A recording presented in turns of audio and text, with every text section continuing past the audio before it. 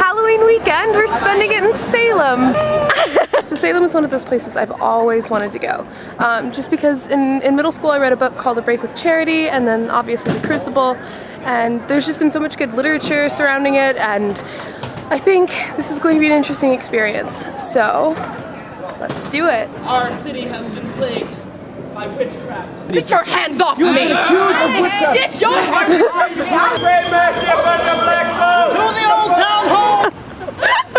This is the most miserable looking carnival I've ever seen. There's currently a dog running ticket exchange. This is literally scarier than anything else in Salem. Just this deserted, sad carnival. We're getting ready to do a witchcraft live ghost experience. There was a 2-year-old and a 4-year-old in line ahead of us, and the woman was like, it might be too scary for them. And then all of us were like, oh, no, wait, that's gonna be far too scary. And we were like, so what ages do you recommend? And they're like 8 and up. And I was like, I don't know if I can handle that.